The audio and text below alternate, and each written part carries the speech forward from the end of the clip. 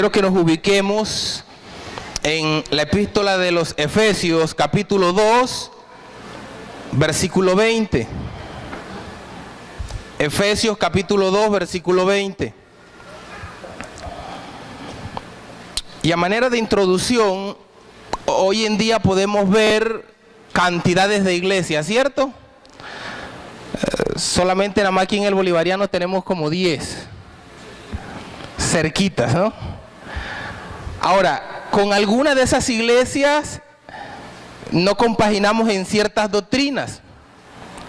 Y algunas de esas doctrinas uno podría decir, bueno, nos podemos poner de acuerdo en otra, pero pasa todavía, ¿no? Algunas que utilizan la falda, otras que no pueden cortarse el cabello. Son doctrinas periféricas.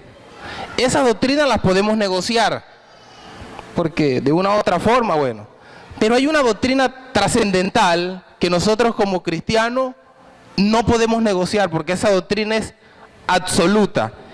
Y este texto nos habla de ella. ¿Qué dice? Edificados sobre el ¿qué? Sobre el fundamento de los apóstoles y profetas, siendo la principal piedra del ángulo, ¿quién? Jesucristo mismo. Nosotros podemos pasarle a otras iglesias, a otras doctrinas, cualquier tipo de cosa. Pero si alguno viene y nos quita a Cristo de en medio, eso ya no ¿qué? Eso ya no se puede negociar. Porque Jesucristo vino a ser, en cuanto a la salvación, la piedra angular, la principal piedra. Así que si usted saca a Jesucristo del edificio, ¿el edificio qué va a pasar? Yo tengo un tallercito, es de 2 pisos y en el tercero tiene ahí un tanque. En el primero es un taller de costura y ese taller tiene una columna en todo el centro. En todo el centro. Los trabajadores siempre se molestan por esa columna. Ellos dicen, ay, si esa columna no estuviera, aquí tuviéramos más espacio. Siempre pelean por esa columna. Pero yo les digo, si esa bendita columna no estuviera en ese lugar, estos 3 pisos no estuvieran ¿qué? Sostenidos. Y lo mismo sucede con Cristo. Si usted saca a Cristo del asunto, cualquier iglesia que saque a Cristo de la salvación, el edificio ¿qué va a pasar? Se va a venir abajo. No va a haber salvación, porque Cristo es la columna principal, la que sostiene todo el edificio. Entonces, ese que sostiene todo el edificio, para algunos se convirtió en piedra de tropiezo. Porque esa columna o sostiene el edificio o usted se estrella con ella. Hay 2 opciones. ¿Cómo la quiere utilizar? ¿Para sostener el edificio o para estrellarse con ella? Y la manera adecuada es que la utilicemos para sostener el bendito edificio. Porque si Cristo no está en el tema de la salvación, hermano, si Cristo no está, no hay salvación alguna. La palabra, la Biblia lo anuncia desde el Génesis. Lo prometió desde el Génesis 3:15. Vayamos un momento por allá. Génesis 3:15.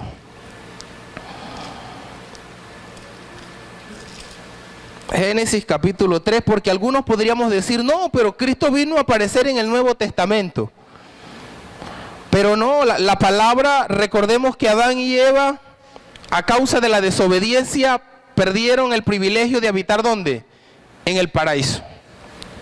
Así que vino castigo para la serpiente, vino castigo para la tierra, vino castigo para la mujer y para el hombre. Pero mire que dice Génesis 3:15, y pondré enemistad entre ti y la mujer, y entre tu simiente y la simiente suya. Esta te herirá en la cabeza y tú le herirás en el calcañar. Desde el Génesis ya se estaba anunciando aquel que iba a ser capaz de herir en la cabeza ¿a quién?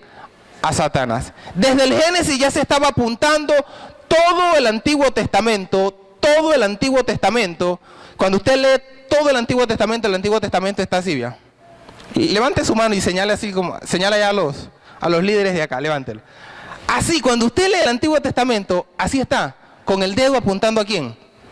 A Jesucristo. Todo el Antiguo Testamento está con el dedo apuntando a Cristo. Pero si hay algo hermoso que el Señor dejó para que nosotros entendiéramos su gracia, que nosotros entendiéramos cómo iba a ser nuestra salvación, eso lo encontramos en el tabernáculo. Así que en esta mañana yo le voy a agradecer que usted preste mucha atención, porque este va a ser un tema doctrinal. Yo quiero que multimedia nos ayude con la diapositiva, porque el Señor en el tabernáculo, por favor, dejémosla ahí. El Señor le va a dar una orden a Moisés. Le va a dar una orden a Moisés para que Moisés realice la construcción de un tabernáculo. Páseme la siguiente, por favor. Para que realice eso. Esa es la plastilina que Dios utilizó. Dios agarró la plastilina y dijo, yo voy a hacer una maqueta para que a través del tiempo las personas me entiendan cómo va a ser la salvación para el ser humano. Yo quiero que usted esté muy atento, porque esa es la maqueta que va a utilizar nuestro Señor Jesucristo, que utilizó nuestro Dios para que apuntara con el dedo a nuestro Señor Jesucristo. Nosotros vamos a encontrar varios elementos en ese tabernáculo que iban a hablar de un solo personaje. ¿Y ese personaje era quién? Cristo. Todo, porque Cristo es el centro de toda la Biblia. La Biblia está escrita y inspirada por Él. Así que todo iba a apuntar hacia Él. Regrese a la diapositiva anterior, por favor. Éxodo capítulo 25, versículo 1 al 9. Miren la orden de Jehová. Jehová habló a Moisés diciendo, di a los hijos de Israel que tomen para mí ofrenda. De todo varón que diere de su voluntad de corazón, tomaréis mi ofrenda. Esta es la ofrenda que tomaréis de ellos: oro, plata, cobre, azul púrpura, carmesí, lino fino, pelo de cabras, pieles de carneros teñidas de rojo, pieles de tejones, madera de acacia, aceite para el alumbrado, especias para el aceite de la unción y para el incienso aromático, piedras de onice y piedras de engaste para el efod y para el pectoral, y harán un santuario para mí, y habitaré en medio de ellos, conforme a todo lo que yo te muestre, el diseño del tabernáculo y el diseño de todos sus utensilios, así lo haré. Aquí hay algo hermoso, porque el Señor le dice a Moisés, mire, Moisés, lo que usted va a realizar es una réplica de lo que yo tengo en el cielo. Por favor, la siguiente diapositiva. Escuche esto. Lo que Moisés iba a realizar ahí es una réplica de lo que está en el cielo. Usted lo va a entender más adelante cuando vayamos avanzando en la predicación. Así que ahí vemos el tabernáculo. Alrededor de todo el tabernáculo estaban las 12 tribus. La tribu que habitaba en el frente de la puerta del tabernáculo era la tribu de Judá. Y eso estaba hablando de algo. Porque ¿de dónde iba a salir el Mesías? ¿De qué linaje? De la tribu de Judá. El león de Judá. Así que acuérdese, todo lo que aquí está simbólicamente y está con el dedo apuntando hacia Cristo, hacia el Nuevo Testamento, todo. Así que no quiero que pierda detalle. Siguiente diapositiva, por favor. Vamos a encontrar la puerta. Así que, ¿de qué nos iba a hablar la puerta? Cuando usted llegara, yo quiero que divague un momento y se ubique allá. Cuando usted llegara y viera la puerta le tenía que hablar, y acuérdese, la puerta también tenía un dedo y estaba apuntando. Y esa puerta iba a hablar ¿de quién? De Jesucristo. Esa puerta iba a hablar de Jesucristo, porque miles de años después Jesucristo, ¿qué dijo? Yo soy la puerta. Yo soy la puerta, el que por mí entrare, ¿qué dice el texto? Yo soy la puerta, el que por mí entrare será salvo, y entrará y saldrá, ¿y qué? Y hallará pasto. Él se está mostrando como la puerta. Él está diciendo, mire, ninguno puede entrar al reino de los cielos si no entra primero por mí. Yo soy el camino, la verdad y la vida. Nadie puede venir al Padre si no es por mí. Así que Él se está presentando. El que viera la puerta tenía que ver a Cristo inmediatamente, porque la puerta estaba apuntando hacia Él. Por eso, hermano, es imposible entrar al reino de los cielos si usted no abre la puerta principal. Y la puerta principal ¿es quién? Es Jesucristo. Será imposible, hermano. Será imposible tratar de entrar al reino de los cielos por otra puerta. Y esas otras puertas podrían ser, hermanos, nuestras obras, creyendo de que nosotros podemos ganar el cielo a causa de nuestras obras. Pero mentira, la única manera de entrar al reino de los cielos es por Cristo. Cristo se lo dijo a los apóstoles: yo soy el camino. Cristo ya se iba y ellos turbados le preguntan: maestro, ¿pero para dónde vas? No sabemos el camino. Y él les dice: tranquilo, yo soy el camino, la verdad y la vida. Nadie va al Padre si no es por mí. Él estaba dejando claro que aquel que lo siguiera a él, iba a encontrar ¿qué? El reino de los cielos. Amén. Así que entramos y vamos a encontrar otros elementos. Por favor, siguiente. Multimedia. Ahí vamos a encontrar, ¿qué vamos a encontrar? El cordero que usted tiene que, ahí, a mano derecha. Ese cordero iba a hablar de quién? De Cristo. Ese cordero era el que se iba a sacrificar, pero ese cordero estaba apuntando también a Cristo, porque Cristo iba a ser el cordero, el que iba a ser sacrificado por nosotros. Pero también ahí estaba el altar de bronce. Y hay algo curioso: ese altar de bronce, el día que se inauguró el lugar, ¿quién cree que encendió el fuego? El mismo Dios encendió el fuego, testificando de que Él aceptaba la ofrenda. Y aquí viene algo curioso, hermano. Por eso Isaías, yo quiero que vaya un momentico. Primero vaya a Levíticos 9:23. Ahí está en Levíticos 9:23. Mire lo que dice: y entraron Moisés y Aarón en el tabernáculo de reunión, y salieron y bendijeron al pueblo, y la gloria de Jehová apareció ¿a qué? A todo el pueblo. Y salió fuego de delante de Jehová y consumió el holocausto con la grosura sobre el altar, y viéndolo todo el pueblo, alabaron y se postraron sobre su rostro. El fuego de Dios era el que iba a consumir la ofrenda. Y a mí me impactó este texto cuando yo veía Isaías 53, la siguiente diapositiva. Porque ese altar de bronce también iba a hablar de la cruz. El altar de bronce estaba apuntando ¿a quién? A la cruz, donde iba a ser molido ¿quién? Jesucristo. Así como era quemado el cordero aquí en el altar de bronce, Cristo iba a tener que ser molido allá. Molido. Pero ¿quién lo iba a moler? ¿Quién lo iba a moler? El Padre. El Padre. ¿Por qué? Porque en ese momento el Padre no está viendo al Hijo. En ese momento, ¿a quién está viendo el Padre? Dígame a mí. Tóquese su pecho y diga: a mí me estaba viendo.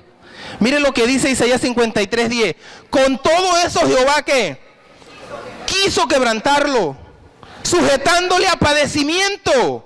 Cuando haya puesto su vida en expiación por el pecado, verá linaje, vivirá por largos días, y la voluntad de Jehová será en su mano. Hermano, era necesario que Cristo en la cruz padeciera, que tuviera el sufrimiento, porque era el Dios de los cielos el que lo estaba ¿qué? Exprimiendo allí, estaba llevando el castigo que usted y yo merecíamos. En ese momento, por eso Jesucristo dice: Padre, Padre, ¿por qué me has abandonado? Porque en ese momento el Padre no está viendo el Hijo, en ese momento el Padre está viendo la humanidad pecaminosa. En ese momento Cristo está sufriendo lo que tendría que sufrir usted y tendría que sufrir yo. He ahí, hermano, cuando ahí tendría que alegrarse nuestro corazón al saber que alguien fue y se crucificó por nosotros. Al saber que alguien pagó esa deuda impagable. Mire, esa deuda impagable, alguien fue y la pagó por nosotros, hermano. Y hermano, el precio no fue fácil. Para que Cristo soltara esa declaración: Padre, Padre, ¿por qué me has abandonado? Hermano, no fue fácil. Si usted ha leído ese pasaje, hermano, uno puede navegar ahí, llevar la mente hasta ese lugar, hermano, lo que padeció, lo que aconteció. Pero era eso, era el fuego de Dios consumiendo. La ira de Dios se estaba derramando ¿sobre quién? Sobre Jesucristo. Porque la ira de Dios tenía que derramarse sobre usted y sobre mí. Así que nos queda claro: el altar de bronce estaba hablando de la cruz, el cordero era Cristo, pero ese fuego era ¿qué? La ira de Dios que se estaba derramando sobre el pueblo, sobre Jesucristo. Ahí se sigue y vamos a encontrar la fuente de bronce. En esa fuente había agua. ¿Y cuál era el propósito de esa agua? Que el sacerdote, cuando ofreciera el sacrificio, si quedaba sucio, ¿qué pasara? Se lavara ahí en esa fuente. ¿Y esa fuente a qué estaba apuntando? Aquí apuntaba, váyase a Efesios capítulo 5, versículo 25. Mire, préstele atención a esto, porque en este texto hay un misterio. Efesios 5, 25. Maridos, amad a vuestras mujeres, así como Cristo amó a la iglesia, y se entregó a sí mismo por ella. ¿Para qué? Para santificarla. ¿Cómo? Habiéndola purificado en el lavamiento ¿de qué? Del agua por la palabra, a fin de presentársela a sí mismo una iglesia gloriosa, que no tuviese mancha, ni arruga, ni cosa semejante, sino que fuese ¿qué? ¿Usted quiere ser santificado? La palabra. Dios lo estableció de esa manera. Dios lo estableció. Por eso es que Cristo le dice a Nicodemo: de cierto te digo que si no nacieres de agua y del Espíritu, no puedes ver el reino de Dios. Así que esa fuente estaba apuntando a la palabra, porque por la palabra se iba a establecer que usted y yo fuésemos santificados. Ahí viene la importancia, hermano, porque nosotros hacemos tanto énfasis en que usted estudie, en que usted venga al discipulado 1, el discipulado 2, la escuela de liderazgo. Porque, hermano, la palabra es la que nos va a limpiar, la palabra es la que nos va a dar el crecimiento, la palabra es la que nos va a desarrollar continuamente. Pero si usted no expone sus oídos a la palabra, hermano, no va a suceder nada extraordinario. No va a suceder nada extraordinario, porque esa palabra es la que tiene el ADN suficiente. Ella es la que tiene los componentes necesarios para transformar la vida del ser humano. No hay otra cosa, hermano. No busque otra cosa, no se invente otro método, porque el método lo inventó Cristo. Y Él lo dijo: por la palabra yo voy a lavar a mi iglesia. ¿Y para qué? Es curioso, ¿para qué es que la va a lavar? ¿Para qué es que la va a santificar? Porque Él quiere presentársela a sí mismo como sin mancha, perfecta. Él mismo, imagínense, él mismo la va a lavar por medio de la palabra para presentársela, para verla hermosa. Ahí es donde nosotros tendríamos que reflexionar. ¿Cómo están nuestras vestiduras? Si hemos utilizado el método que Dios dejó para lavarnos, para limpiarnos. Porque el propósito de Él es que usted esté sin mancha, que usted y yo estemos sin mancha y sin arruga. ¿Listos para cuándo? Para ese bendito glorioso día, cuando Él aparezca en las nubes y cuando esa trompeta suene, hermano. Cuando los muertos en Cristo resuciten y los que estén vivos sean arrebatados, hermano. Y comience la fiesta de fiestas. Porque el novio vendrá, ¿por qué? Por su novia. Hermano, yo no sé, pero cuando yo leo ese texto, mi alma brinca, hermano. Mi alma no se queda quieta. ¿Por qué? Porque palpita al saber, hermano, que hay un Dios todopoderoso que prometió venir a buscar a su novia. Y usted es su novia. Yo de usted le daría un fuerte aplauso al Señor.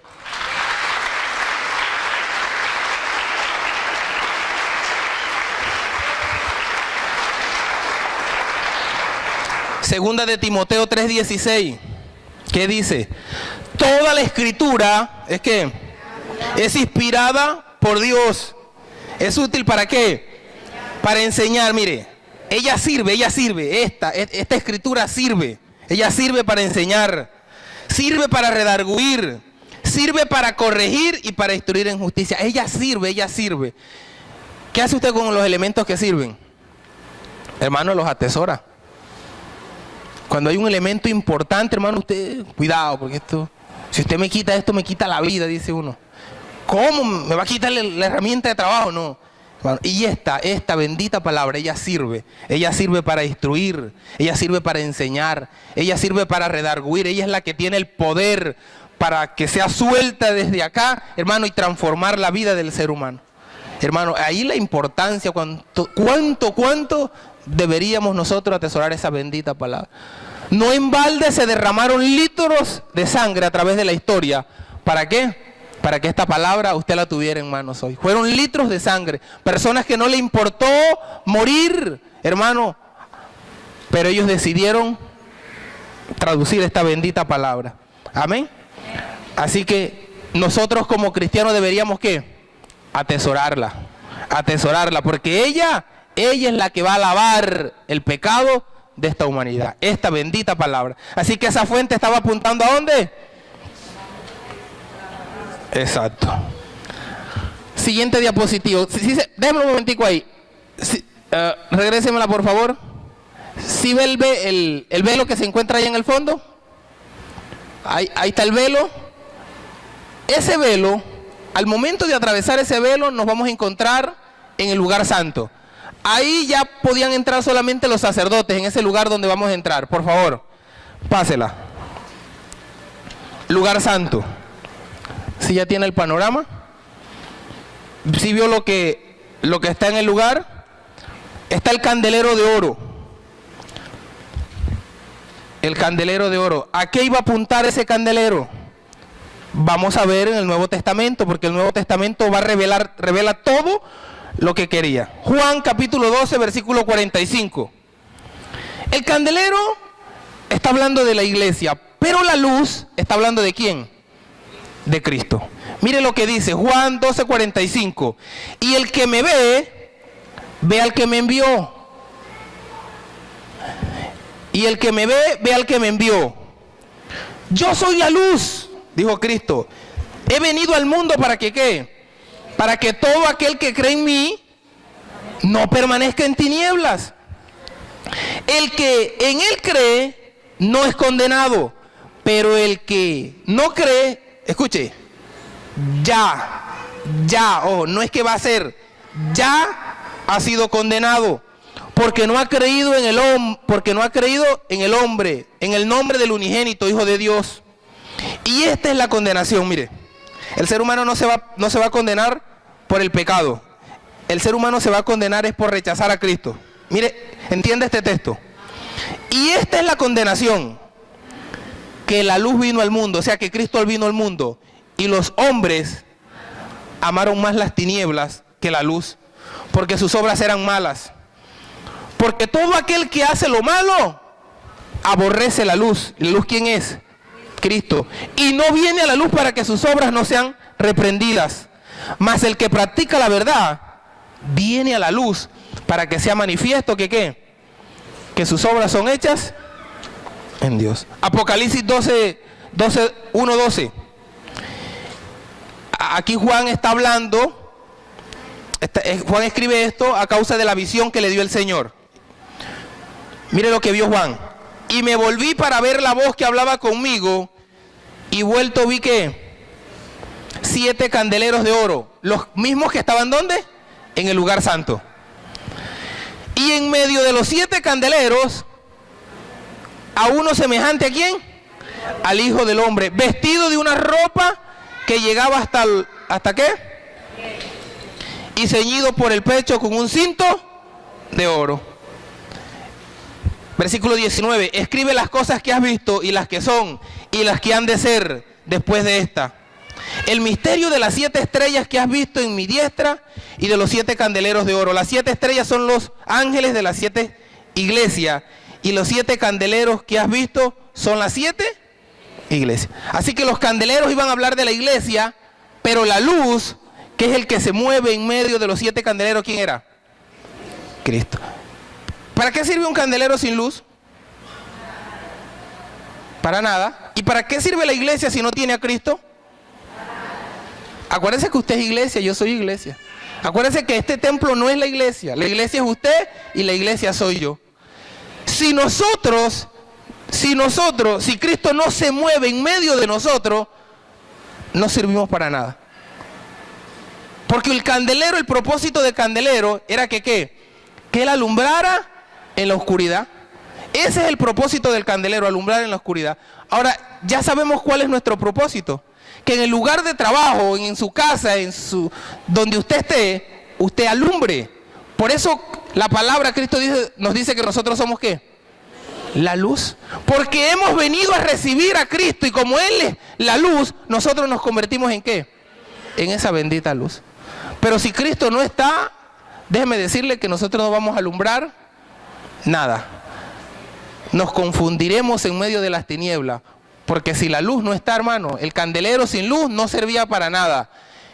Y usted y yo sin Cristo en el corazón no vamos a alumbrar a nadie, a nadie. Por lo contrario, vamos a ser piedras de tropiezo. Porque vamos a decir que proclamamos un Cristo, pero nuestro comportamiento va a decir que testificamos de otro. Con la boca vamos a decir una cosa, pero con nuestras acciones vamos a proclamar otra. Decía Slater hace unos meses, las personas de afuera no leen Biblia, leen cristianos. Y me produjo curiosidad porque reveló una gran verdad. Las personas no leen Biblia, leen cristianos. Así que ellos miran el cristiano y mirando el cristiano sacan una conclusión. Amén. Así que ese candelero también apuntaba a Cristo, pero también tenía el dedo apuntando a cada uno de nosotros. Quiero que avancemos. Encontramos a mano derecha, encontrábamos la mesa de los panes de la proposición. Esos panes eran cambiados cada sábado. El sacerdote, esos panes eran para consumo del sacerdote, eran los únicos que tenían derecho a comer ese pan. Pero ese pan también estaba apuntando ¿a quién? A Cristo. Tenía el dedo señalando a Cristo. Juan capítulo 6, versículo 32 al 35. Jesús les dijo, de cierto os digo, ¿no os dio Moisés el pan del cielo? Mas mi Padre os da el verdadero pan del cielo. Porque el pan de Dios es aquel que descendió del cielo. ¿Y qué? Y da vida al mundo. Le dijeron, Señor, danos siempre de este pan. Jesús les dijo, yo soy el pan de vida. El que a mí viene, nunca tendrá hambre. Y el que en mí cree, no tendrá ¿qué? Sed jamás. Juan 6:48. Yo soy el pan de vida. Vuestros padres comieron el maná en el desierto y murieron. Este es el pan que desciende del cielo, para que el que de él come no muera. Yo soy el pan vivo que descendió del cielo. Si alguno comiere de este pan, vivirá para siempre. El pan que yo daré es mi carne, la cual yo daré por la vida del mundo. Entonces los judíos contendían entre sí, diciendo, ¿cómo puede éste darnos a comer su carne? Jesús les dijo, de cierto os digo, si no coméis la carne del Hijo del Hombre y bebéis su sangre, no tenéis vida en vosotros. El que come mi carne y bebe mi sangre, tiene vida eterna, y yo le resucitaré en el día postrero, porque mi carne es verdadera comida, y mi sangre es verdadera bebida. El que come mi carne y bebe mi sangre, en mí permanece, y yo en él. Como me envió el Padre viviente, y yo vivo por el Padre, asimismo el que come, él también vivirá por mí. Este es el pan que descendió del cielo, no como vuestros padres que comieron el maná y murieron. El que come de este pan vivirá eternamente. Hermano, el Señor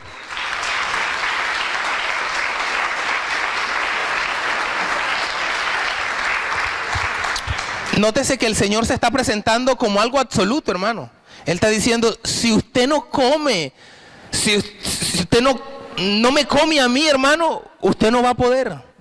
Es imposible, porque yo soy el pan del cielo, el único pan que da vida eterna. El único. Y los judíos entran en el dilema porque no entendían.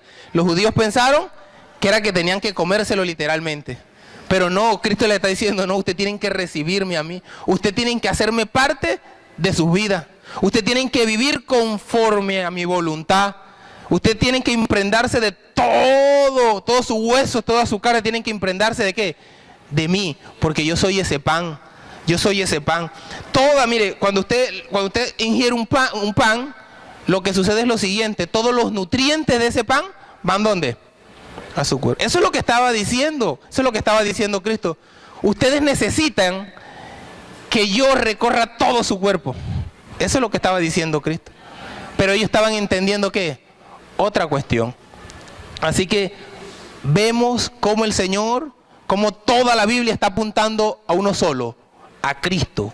Todo está apuntando a Cristo. Él es el pan, Él es la puerta, Él es la luz, Él es todo. Ahora, esos panes eran sostenidos, siguiente diapositiva, estaban colocados ¿sobre qué? Sobre una mesa. ¿Cuál era la función de la mesa? Bueno, exhibir el pan. Y esa mesa estaba apuntando ¿a quién? A todos nosotros como iglesia. Porque la función de la iglesia es exhibir a Cristo, hermano. Cristo tiene que ser exhibido en cada uno de nosotros. En la vida de cada uno de nosotros, nosotros somos esa bendita mesa. Cristo tiene que ser exhibido con gloria, con poder, con honra, en la vida de cada uno de nosotros. Así que la función de esta mesa la está cumpliendo la iglesia hoy en día. Siguiente diapositiva. Al fondo íbamos a encontrar el altar del incienso. Ese altar del incienso constantemente estaba ¿qué? Botando ese aroma. Porque del otro lado de ese velo habitaba ¿qué? La presencia del Señor. Literalmente ahí estaba la presencia del Señor. Así que ahí se hacían libaciones, se derramaba sangre, pero también estaba el incienso ahí. La sangre del cordero a veces era derramada para hacer libaciones. Y ese bendito altar del incienso lo que hacía era como intermediario, que la ira de Dios no se viniera contra el pueblo. Que esa libación que se hacía ahí subiera como olor grato delante del Señor.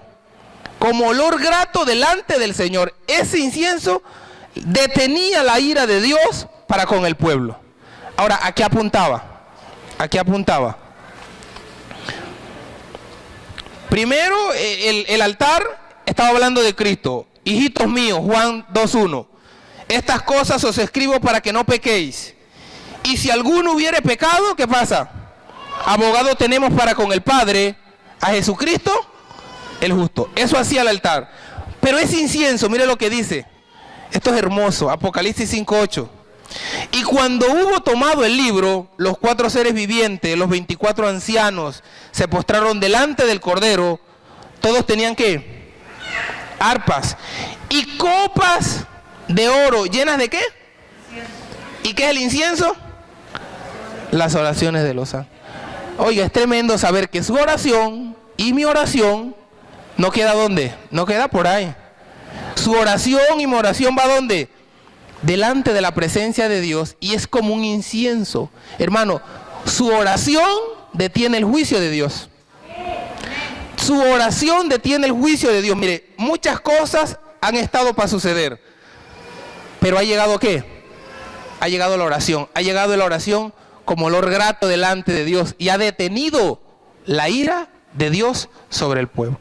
Mire lo que dice ahí Apocalipsis 8:3. Otro ángel vino entonces y se paró ante el altar con un incensario de oro, y se le dio mucho incienso para añadirlos a las oraciones de todos los santos sobre el altar de oro que estaba delante del trono. Entonces concluimos que las oraciones, que el incienso son ¿qué? Oraciones de todos nosotros. Estaba apuntando, el incienso era las oraciones. Ahí vamos a encontrar algo, y es el velo. Ese velo va a hablar de Cristo. Lucas capítulo 3 versículo 44. Cuando era como la hora sexta, hubo tinieblas sobre toda la tierra hasta la hora novena. Y el sol se oscureció, y el velo del templo, ¿qué pasó? Se rasgó. Ese velo se rasgó por la mitad. Entonces Jesús, clamando a gran voz, dijo: Padre, en tus manos encomiendo mi espíritu. Y habiendo dicho esto, expiró. Para ese lugar solamente podía entrar el sumo sacerdote una vez al año. Ese lugar era prohibido. Pero en el momento en que Cristo muere, hermano, a ese lugar tiene derecho a entrar cualquier persona.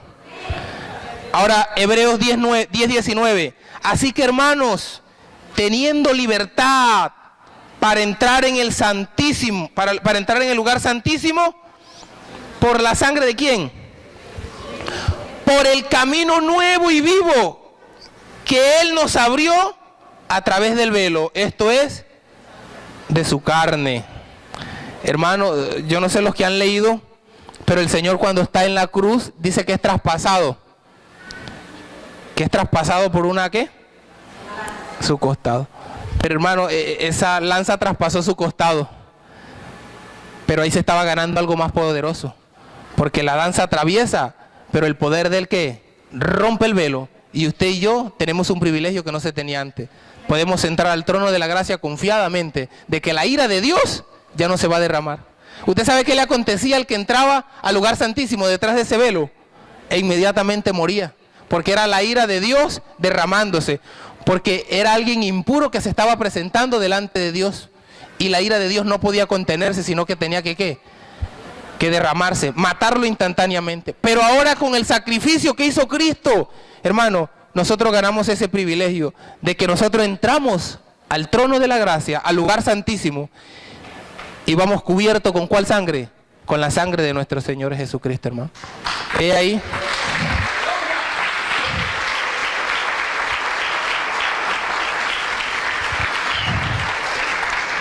Qué privilegio tan grande el que ganó el Señor para con cada uno de nosotros poder postrarnos en oración delante de Él y saber que su oído está inclinado a la oración de nosotros.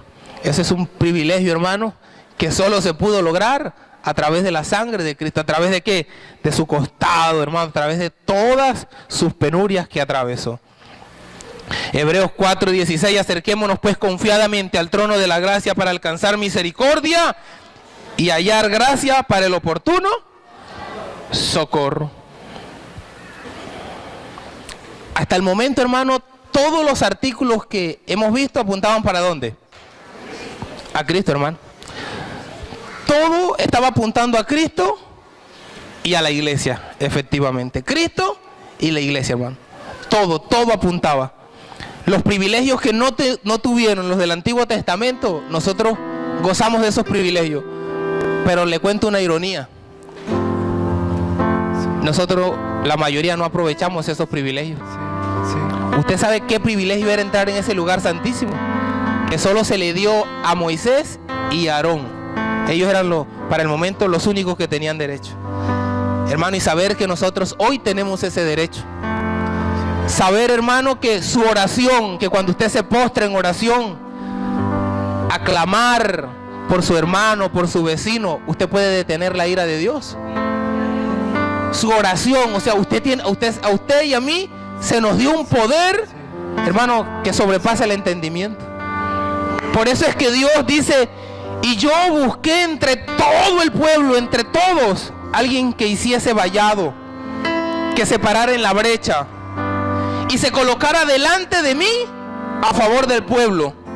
Y dijo Dios, y no lo hallé, yo no hallé uno, por lo cual mi ira se derramó sobre el pueblo. Pero Dios buscó uno, no buscó dos, buscó uno y no lo halló, hermano. Eso me está testificando de que cuán responsabilidad tan grande tenemos nosotros. Una responsabilidad enorme, hermano. Una responsabilidad preciosa de que el que me mire a mí, mire a Cristo. Yo sé que somos imperfectos, yo lo sé. Yo soy humano también. Yo sé, hermano, que hay días que no son muy buenos. Pero, hermano, que no se nos vuelva costumbre. Hermano, que nos paremos cada día con un propósito. El que me mire a mí tiene que ver a Cristo. El que me mire a mí tiene que ver a Cristo. El que me mire a mí tiene que ver a Cristo.